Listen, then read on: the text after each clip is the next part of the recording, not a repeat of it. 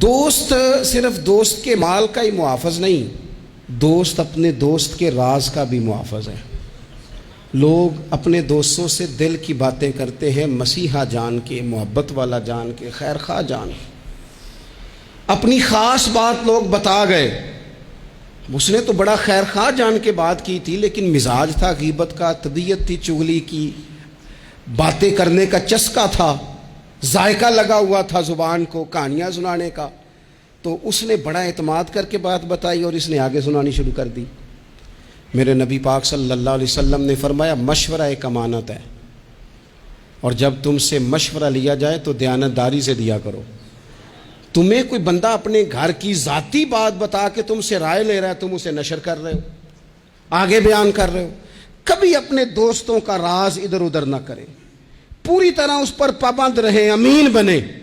کسی کی بات پتہ چل جائے پھر اس پر ڈیوٹی کریں، پھر اس کو سنبھال کے رکھیں۔ یاد رکھنا میرے نبی پاک علیہ السلام نے فرمایا ہے اگر تم کسی شخص کو رسوا کرو گے نا تو تم 7 کمروں میں پیچھے بھی بیٹھے ہوئے تو اللہ تمہیں وہاں رسوا کر دے گا۔ کبھی یہ کام نہ کریں، کبھی بھی نہ ڈسکس کریں ان چیزوں کو۔ اور دوستوں کی باتیں بیان کرنا یہ تو بہت بڑی خیانت ہے، یہ تو بددیانتی ہے۔ حضرت انس بن مالک رضی اللہ تعالیٰ عنہ کہتے ہیں مجھے نبی پاک صلی اللہ علیہ وسلم نے کسی کام سے بھیجا تو حضور نے فرمایا کام کرا، کسی سے بات نہ کرنا۔ کہتے ہیں میں وہ کام کر کے حضور کو بات بتا کے واپس گھر گیا تو میری والدہ نے پوچھا کہاں گئے تھے؟ مائیں پوچھتی ہیں دیر سے کیوں آئے ہو؟ تو میں نے کہا اماں یہ نبی پاک کا راز ہے، میں نے نہیں عرض کرنی۔ کہتے ہیں اٹھ کے میری ماں نے میرا ماتھا چوما، کہنے لگی پتر میں راضی ہوں، محبوب جو کہے اس کی ہمیشہ حفاظت کرنا۔ کبھی بھی دوستوں کا راز ادھر، رشتہ داروں کی بات خدا را کبھی نہ۔ پرانے لوگ بڑا ڈرتے تھے اللہ تعالیٰ سے، بڑا ڈرتے تھے۔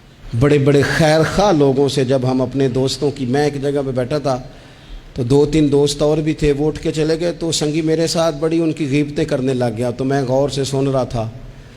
مجھے کہنے لگا آپ پریشان ہیں کسی بات سے؟ میں نے کہا پریشان تو اس لیے ہوں کہ وہ تو چلے گئے، تو نے ان کی بات چھیڑ دی ہے، تو میں اب ڈر رہا ہوں کہ میں جاؤں گا تو پیچھے میرا کیا حال کرے گا۔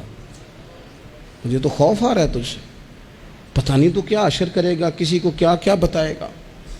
تو خوفناک منظر ہے، اس لیے کہ اگر تو کسی کی بات آ کے کر رہا ہے تو تیرے سے امید ہے 100% کہ تو ہمیں معافی نہیں دے گا، کہ تیرا یہ لہجہ ہے، یہ تیرا انداز ہے، تو کرتا ہی اسی طرح ہے۔